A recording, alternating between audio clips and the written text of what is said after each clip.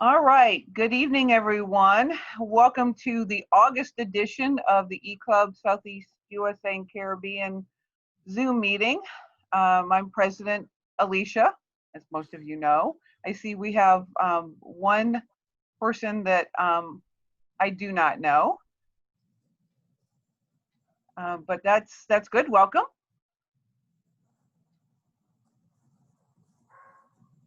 Okay. So, to introduce our speaker, David Mountford, the 20-year Rotarian. He's been 3-time club president, major donor Paul Harris, multiple district awards in District 6960. 90, sorry. Oh, 6990, excuse me. Youth Exchange Chair for District 6990 from 2014 to 2018. Multi-District Chair, Rotary Youth Exchange Florida, which you started that position in January.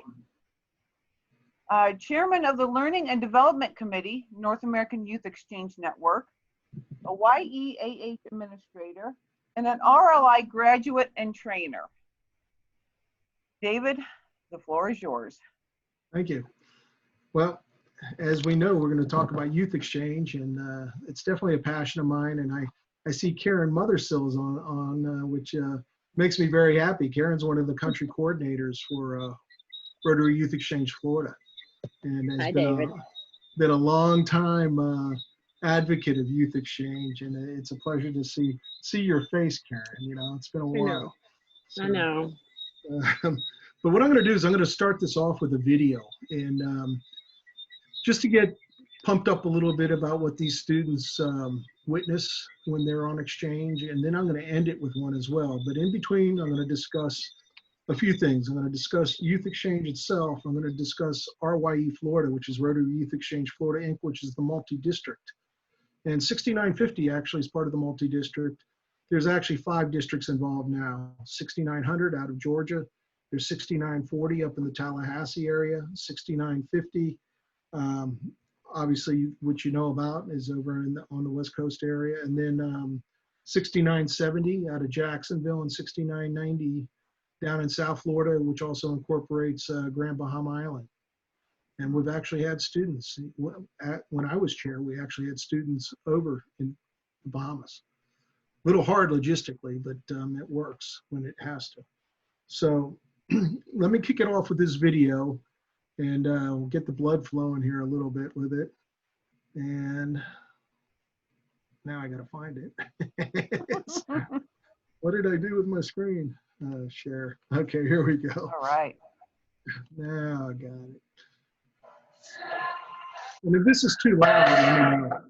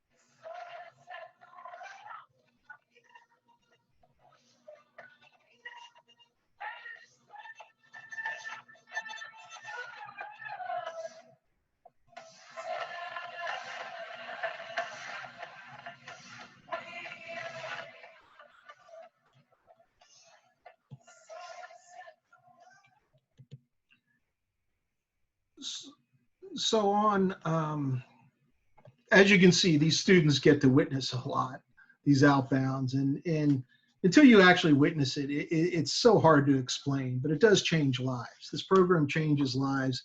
It changes the Rotarians' lives. It changes the students' lives. It changes their families' lives.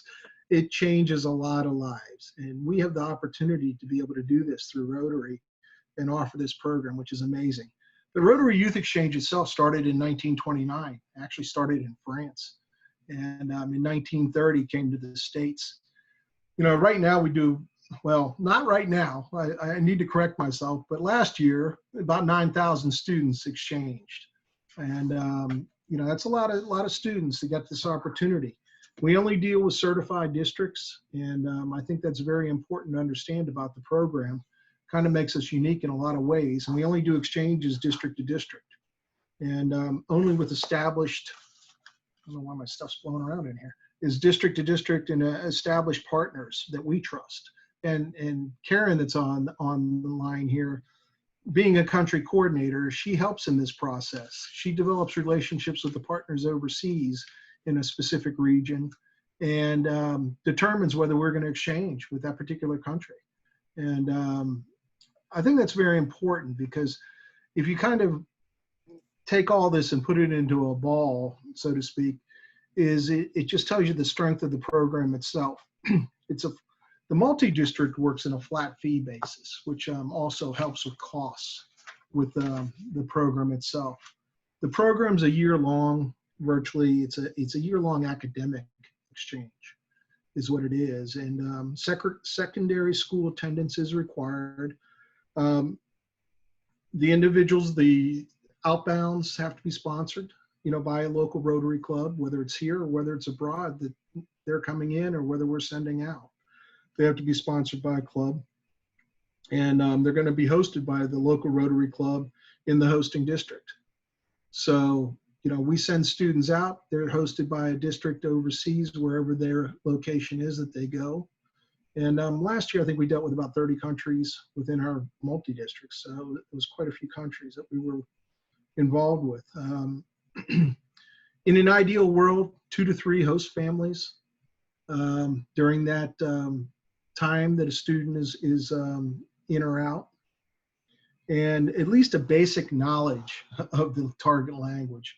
We've found, and this is highly important, is that the kids that really kind of master the language or try to master the language before they go have the most successful exchanges.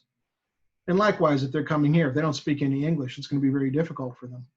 And likewise, whoever we're sending out, is if they don't have a working knowledge of the language, it makes it very difficult for them to have a successful exchange or start building their relationships like within school, you know, in these entities. So we offer a number of ways to do that. There's language camps. We offer 2 orientations to our outbounds in June and July.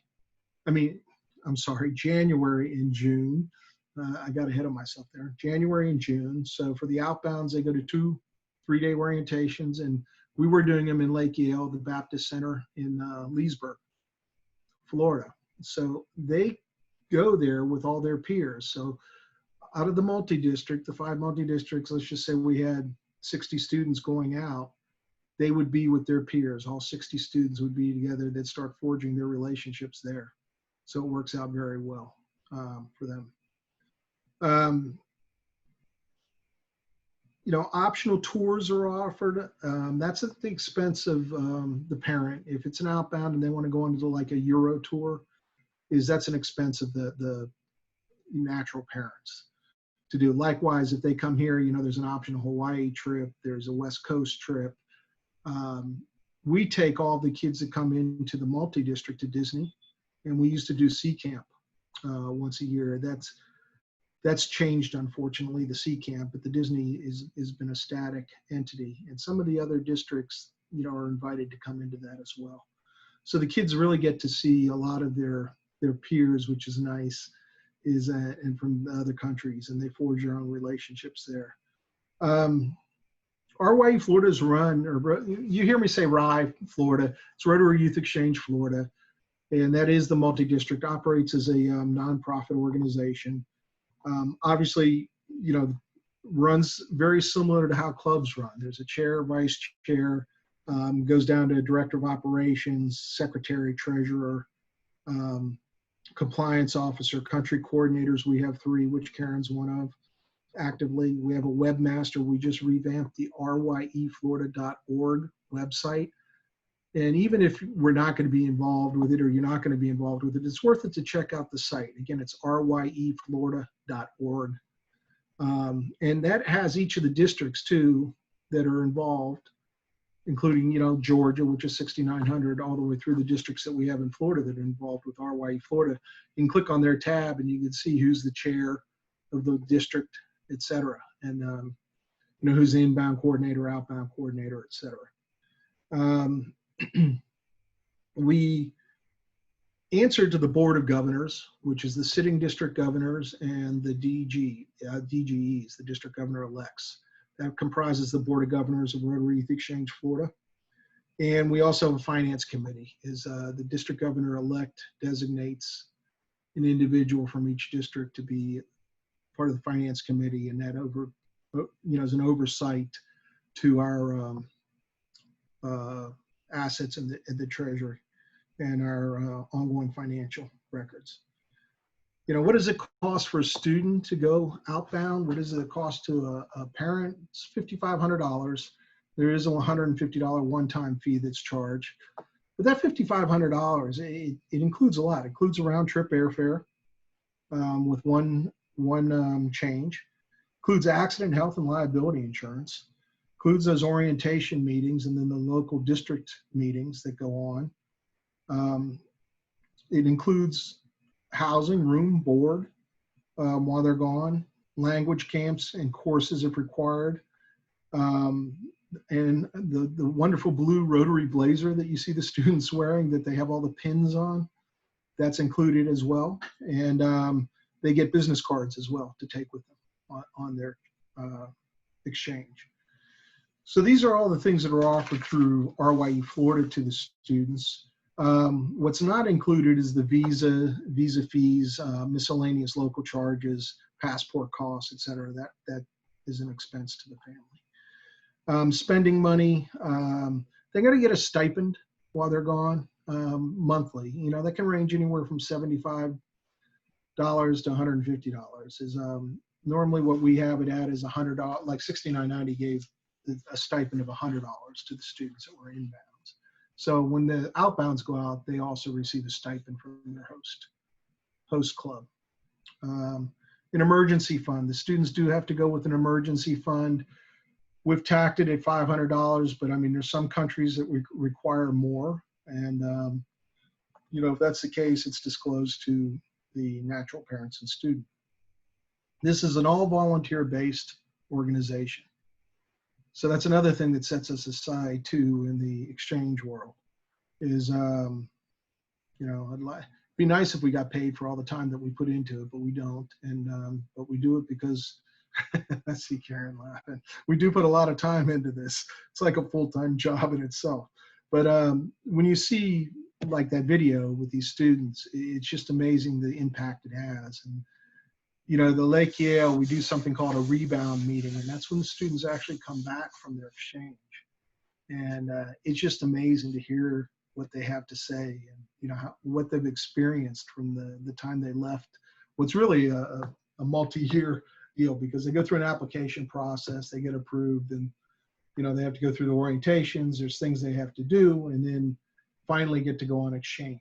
So, there's a window of time that builds up to when they actually get on a plane and leave to go to their country.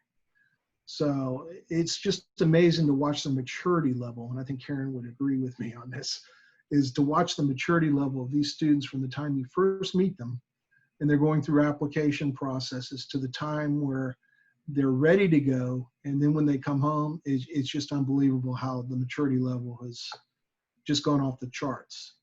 But, reverse culture, though, too, and some culture shock kicks in when they come home, because chances are they're not going to have the same friends that when they left.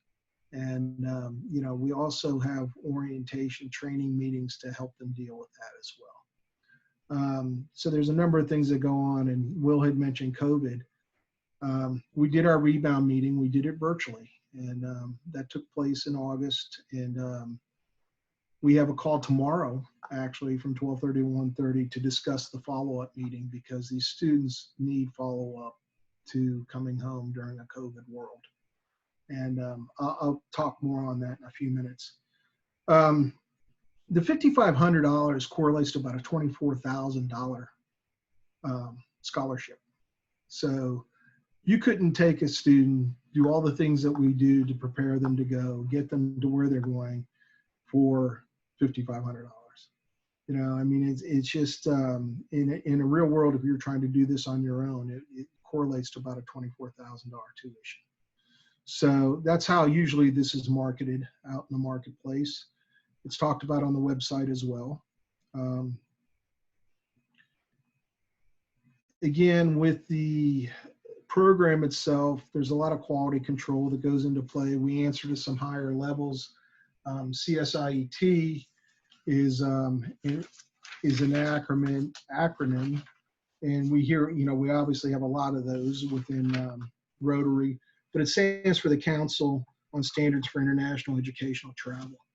And there's a fee involved to be a part of that, and we pay that fee annually, and we are part of it. And it helps a lot with the compliance issues, more so than anything else. And then SEVIS, which is the Student and Exchange Visitor Information System, that deals with the Department of State. And that's the database. Is, you know, J-1 visas have to be issued for these students to go outbound. And that's all tied in through SEVIS. And even if they change a host family here, you know, the inbounds, if they change a host family here, we have to log that, and new ID cards are issued, et cetera. So a lot of safety valves in place for that. All volunteers have to be vetted that are going to be involved with the students. What does that mean? If you're going to be giving education to host families, or you're going to be a host family, or you're going to be a volunteer, you have to go through a background check is completed. You have to do a Department of State module, which the percentage to pass is, I think, 75 or 80%.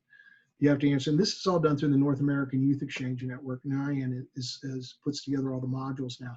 There's a volunteer training module. There's a host parent module now.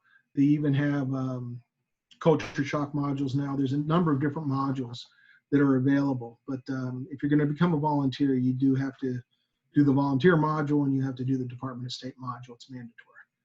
And you have to provide 2 references. And, you know, once all that blessing goes through, then you're approved. So that's done. Host families have to be vetted. They go through a process. They have to fill out an application as well. They have to provide references. There's home checks as well. If there's any children in the household, if they're younger than 18, they don't have to go through the process. If they're older than 18, then they have to do the same things, background check, et cetera. So there's a lot of safety valves with that as well. On a grander scale of this, and I'm just doing this in the interest of time, but on a grander scale of this, there's organizations such as NAN, the North American Youth Exchange Network, which is more or less a training conduit to youth exchange. And there's a conference annually. With our world changing the way it is it was due in February in Washington, D.C. this year. Last year it was in Monterrey, Mexico. And I think that was the last trip we all took, was Monterrey. And, you know, after that, kind of the bottom fell out with COVID. And it's been fun as the chair of Rotary Youth Exchange Florida. Starting in January, and then March, we run into the COVID crisis, and it's affected the program quite a bit. And we suspended the in and outbound long-term program as well as the short-term program for 2021. We're on the verge, depending upon what happens with schools, because remember, the schools are a requirement, and attending secondary school, you know, they're not issuing J-1 visas right now. Schools aren't allowing us to come speak to them at this stage. So right now is the planning process really started in August for the 21-22 year.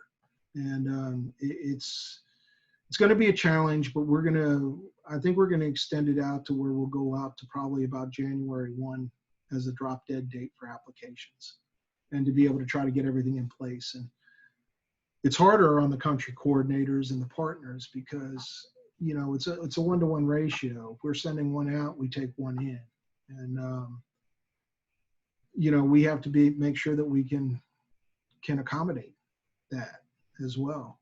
So, you know, a lot's going to depend upon borders opening up for the travel. It's going to be a lot of issues here in the States with schools, a lot of issues in the States with whether we're going to be able to get visas, et cetera. So host families are very difficult right now too, because they're not that anxious about taking foreigners into their home.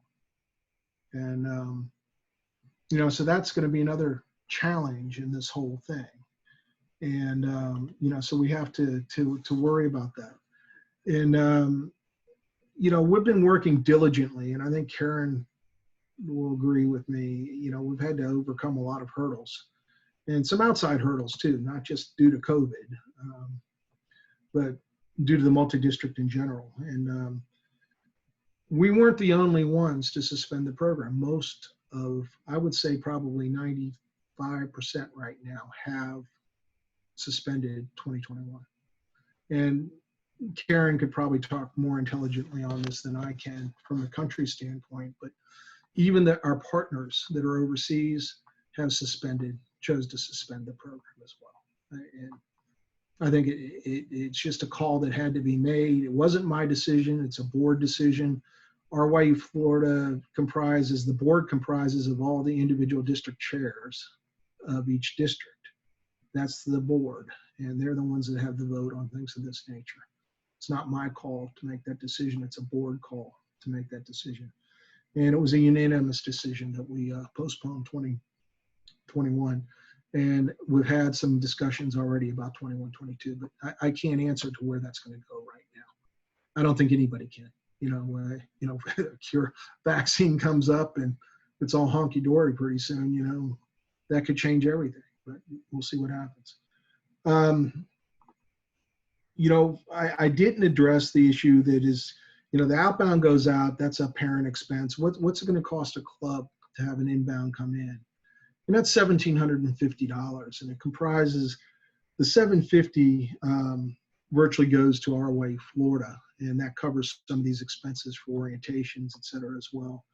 The $1,000 comprises the stipend while the student's here. It's $100 a month goes to the student for a stipend, and but that's what it costs. And you know, what are the responsibilities? You know, finding host families, getting district involvement in the program.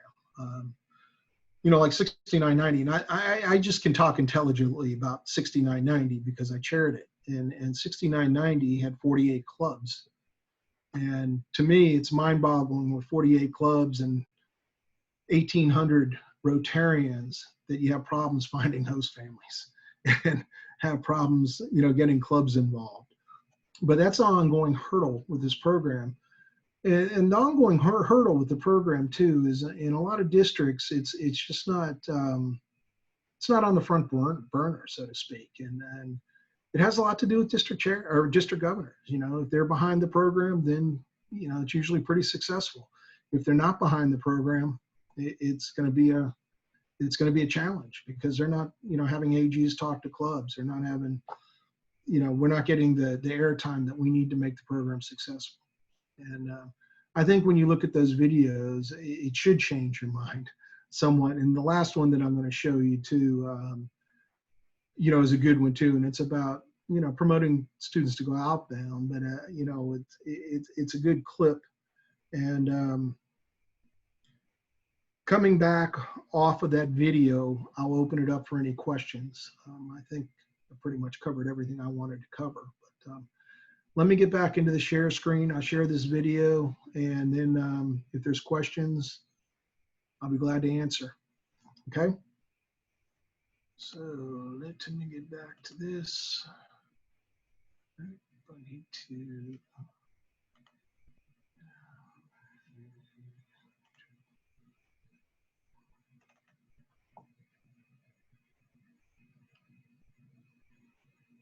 See how quick my internet is.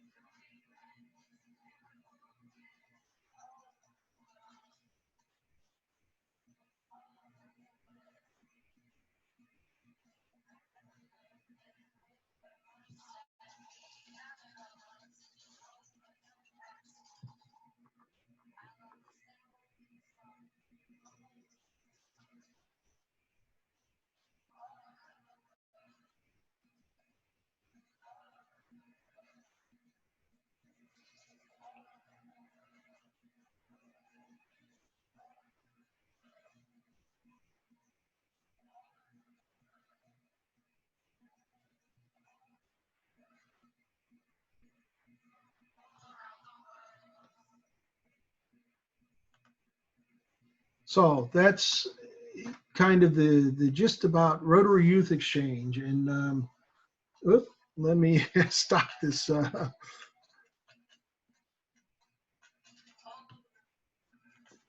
Yeah, David, I Okay, have I a. gotta stop this thing here.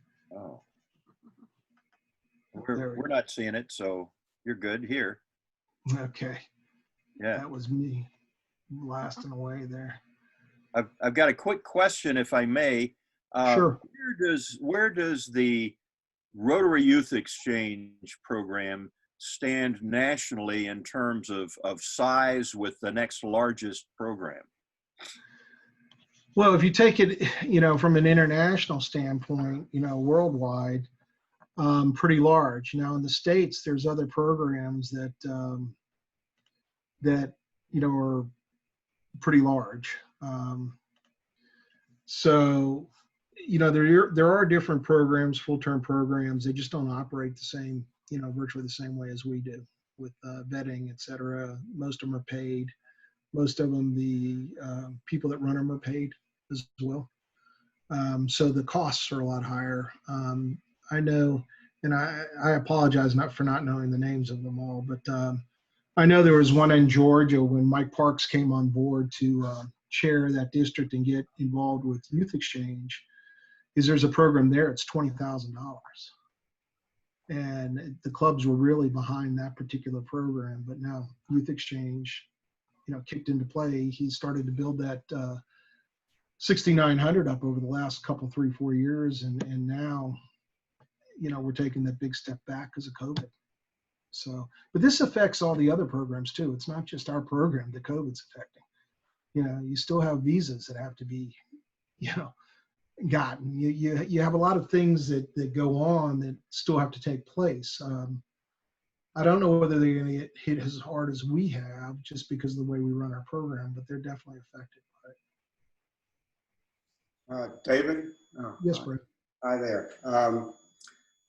You know, as governor, this was a program that I wholly supported, and I completely agree with you. It does change lives, and dramatically so. So I want to commend you and Karen. Even in the best of times, this is hugely complicated and hugely time-consuming. You laid out some of the intricacies tonight, but it's just kind of the tip of the iceberg of all the things that you have to do, and I'm aware of that. So I want to thank both of you for doing what you're doing. Well, I appreciate that. It's good to hear a governor say that. It's a challenge. I mean, this program is a challenge, and it always has been from what I've seen. You know, I think, yeah, in the best of times, it's a challenge. Now, I can't even imagine what you're going through now. I can't.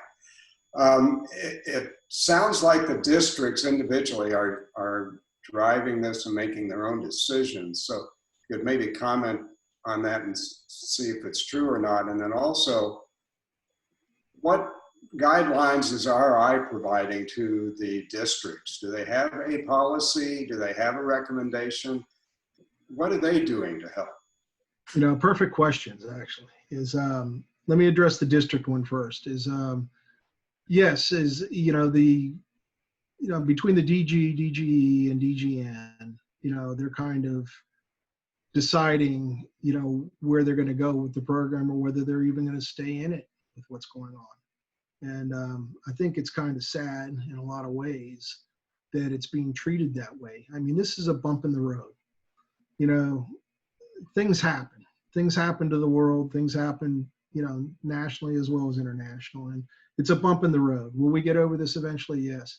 But we have to have people that believe in that. And that's a hurdle for the local districts is because they're looking at it from the standpoint, well, you know, we don't want to pay dues now because the program's not going on. We don't want to do this. We don't want to do that. Well, you know, it all has a ripple effect of how the program's run.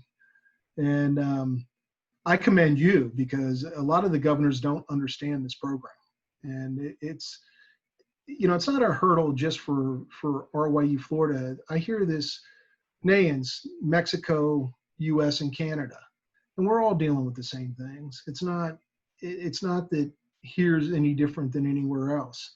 You know, some programs have a stronger core, and that helps with the districts. But, you know, if anything that I could ever ask is if the governors just got behind this program 100%. If they got behind it, you know, you saw how it changed lives, and it really does.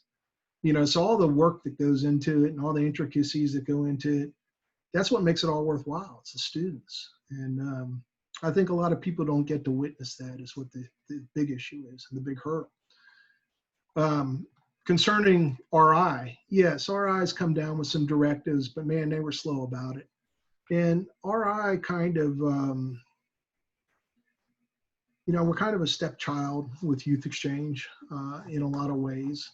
And there's a core group up in Evanston that do handle this, you know, Carissa Combs, and there's a couple other that are very involved in it, but they took forever on making decisions as well. And that kind of, you know, everybody always asks the question, what's RI say? Well, you know, RI is going to make an opinion, but they don't really, again, they're really relying more on us to give guidance from the standpoint of how's this going to work. And if that makes sense to you, but it's more that they've asked the multi-districts and the districts, and NAN, you know, is how, you know, what's the effect of it? You know, what are the ramifications if we can't get visas, et cetera? You know, Holger is a big advocate of youth exchange, and he, you know, he came kind of down the pike and said it's going to be suspended as well. But they never came out directly and said we're suspending it. That's more or less that was left to the multi-district. David, just a quick observation. I think if any Rotary program has the potential to foster peace in the world long term, this program is it. You know, we do a lot of good work, but this is you know, culture to culture, person to person, understanding the other. And I think that is one of the great benefits that many times folks don't think about for this program, for world peace. It really is a cultural exchange. I mean, that's what it boils down to. Karen, I see you came off mute, so I know you want to say something. Well, I have a story from a couple of years ago. I think it was 4 years ago. Just reiterating what he said for me, we had two students, inbound students. One was from Germany who was 15 and one was from Poland who was 16. And when they arrived in our district in Orlando, the Polish student came up to me and said, Miss Karen, you know, I just want to make sure you understand that I won't sit next to him. I'm not going to talk to him. I hate Germans. And I said, okay, that's your right. You're not hosting student with him. You don't have to be around him. And as the weeks and months went on, they did, you know, we took them to events, to bowling, all the inbound students. Host parents hosted parties for them.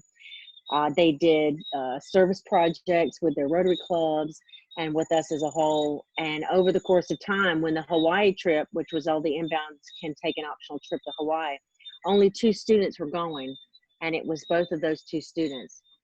And not only did they go together, they sat together on the plane. And when they came back, and it was time, after a few more months, and it was time to leave, the Polish student booked his ticket to go to home and then travel on to Germany with his new friend. And when he was at the airport and they were both leaving to fly on the same plane back home, he said to me, he said, wow, I've changed a lot in a year, haven't I, Miss Karen? And he said, I will never look at German people again, because my brother lives in Germany now. And I think that epitomizes the program right there. That's all you need to hear. It's amazing the friendships that are forged with these students. Every one of them that I've been involved with down in 69, 90, you know, it's amazing to hear, because when they come home, they're already booking travel to go see their friends in Australia, New Zealand, wherever, Italy, France, Germany, you name it. And it's amazing that the bonds that are forged, but it's also amazing what I've seen with the transition for the grown-ups. And I think it's almost, you know, to me, in a lot of ways, it's impressive from the standpoint that you see the adults forge these friendships, you know, whether they go over at the tail end of a exchange and visit with the host parents, you know, from Italy or whatever the case would be. Is actually one of the district governors from Italy came over, and his daughter was in this district, and become pretty good friends with them. And just interesting folks, you know, but it's interesting to see how it affects the adults as well as the students. And Karen is a perfect example of this, because her daughters have gone on exchange. And, you know, as well as a couple others that are in our group that all got together, and it's just amazing to hear the stories. And I think, Karen, you had one that was ready to go out, and COVID kicked in and kind of put the kibosh on it. I don't know whether that was going to be long-term or short-term. There's also a short-term program that's offered during the summer, but it's not an academic. It's just, you know, virtually 4 weeks family-to-family exchange. But, you know, COVID certainly changed it. We had students that aren't going to age out going into the 2021 year, and they're going to have the preference, if it opens back up, that they're going to be able to still go if they want to. Yeah. And, you know, David, also, you know, for the inbounds coming in, you know, they get to meet a lot of kids from other countries that they don't always meet as a group. For our outbounds who go out, they really, you know, are going to one country. And for me, it's nice to see the visual, intellectual change of these students when they have returned. They become much more global students. You know, they may have come from a small town, a small city in, you know, Miami, or, you know, somewhere in Tallahassee, where everyone around them is the same way. They do the same things, and they go off and they live this life for a year where they're independent students. They walk themselves, they take the bus to school. You know, once they start learning the language, then we say that language is freedom. Once they start learning the language, then their host families feel it's okay for them to go on the bus and go to school, and they don't have to drive them, or they can go out with their friends because they know the language. They trust in them. And when these kids come back, they're different. They've changed. They're not only older and they've grown, but they're more independent. They're worldly. They see things differently. A lot of times there's a lot of frustrations when they return home because now they have different viewpoints than what their parents had, what they were taught growing up. It's like sometimes that can be really challenging as a family dynamic. And these are all things that we discuss when we have our rebound weekend. We try to help families and kids kind of reconnect again. But for both inbound and outbound students, it's a lifetime change.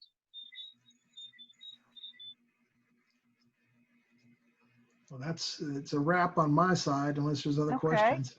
Any other questions? I know David Croner, you had your hand up at one time. Did you have anything?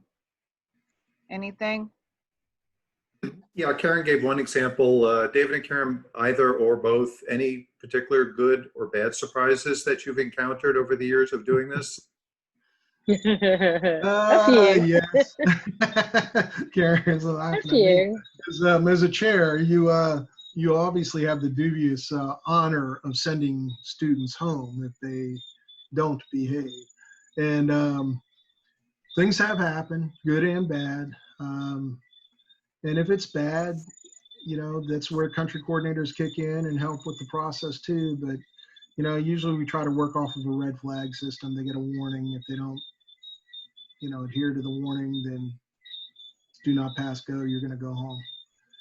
So as a district chair, I think it's sometimes more difficult for the inbounds, actually, a lot of times, because the inbounds are used to having so much freedom where they live. They might be 15 years old and they're used to taking the bus by themselves, 30 minutes to school and doing all kinds of things. And then they, and they're very independent. They have lots of freedom to travel. But when they come here, they might be in a small neighborhood where you can't drive. No one can drive. They have to wait to be picked up for car rides. And so that can sometimes be very frustrating. We usually say the first 3 months, we give them about 3 months. If they haven't acclimated and learned to be flexible and change and adapt to what their new living surroundings are, then that's when the difficulties can usually start. That time, and sometimes at Christmas. At Christmas, some kids can get really homesick, and so that's a difficult time. It's cyclical with the students. It's kind of goes this way, Well, up and downs with moods.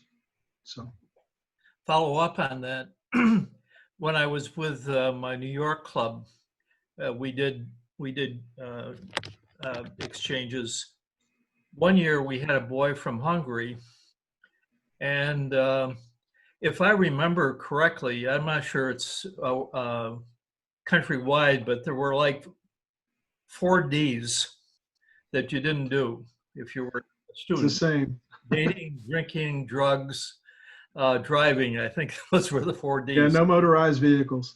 Yeah, and this boy, he was a great soccer player. Really made the high school soccer team championship quality, but he violated each of the 4 Ds. Jeez. And I remember I had so much respect for our president that year. That when the district found out, of course, he was going to be sent home. And our president said, all right, before you go home, what's one thing you want to do? He said, I want to see Niagara Falls.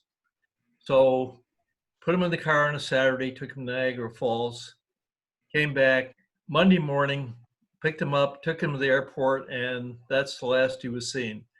Those are, that was one of my recollections. But we had other good experiences as well. Yeah, I think the good outweighs the bad for sure. I mean, it's, there's a percentage, especially when you're running a multi-district, that, you got 80 kids that come in. Yeah. 4 or 5 of them are probably going to go home at some point or another. And, it's just law of odds. They'll come over here and do stupid things. The dating is, they do stupid things with posting pictures and stuff that they just shouldn't be doing. And, you deal with it. And as a chair, that's who it really falls on, is the chair makes the ultimate decision of whether that student's going home or not.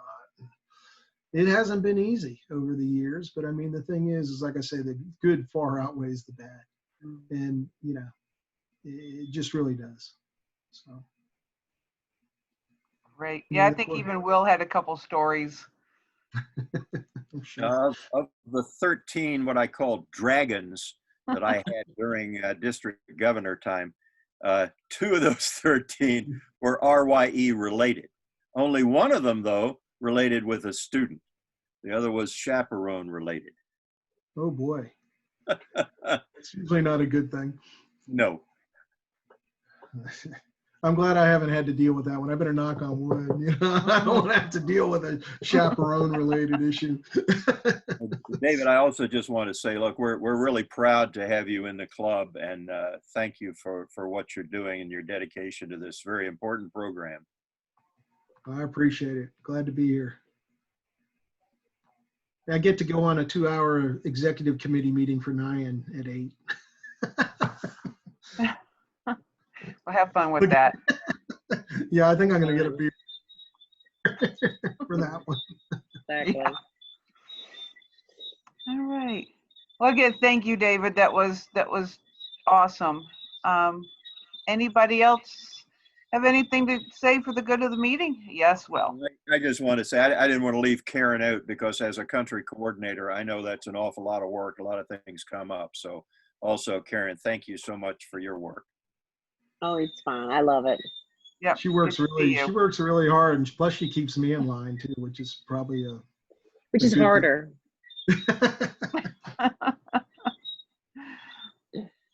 Oh, Okay. Well, if that wraps that up, we are looking at having scheduled programs, and I could use some input. We have the opportunity to go to France, as we did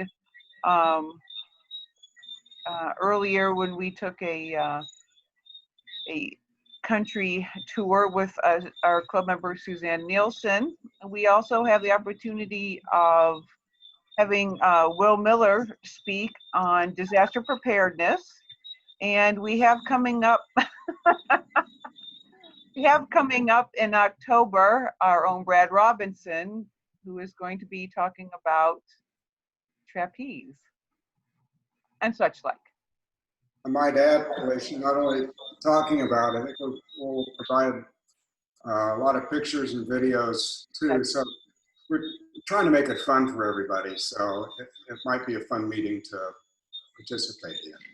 That is totally awesome. I will get the word out extra early for that, so we see if we can get a whole bunch of district participation. My wife, Catherine, hopefully will be able to be with us. And just as an aside, some of you may know this, but it's how we met. We met at a trapeze school way back when, many years ago. So we both have, a real passion for it. And so hopefully she'll be able to be with us too. oh, wow. That is awesome. Looking forward to that. And then in December, we are going to not have a speaker. I would like to, and of course I'm asking for input, I would like to have sort of a party celebration, holiday theme type meeting. We can do drinks, we can do food ideas,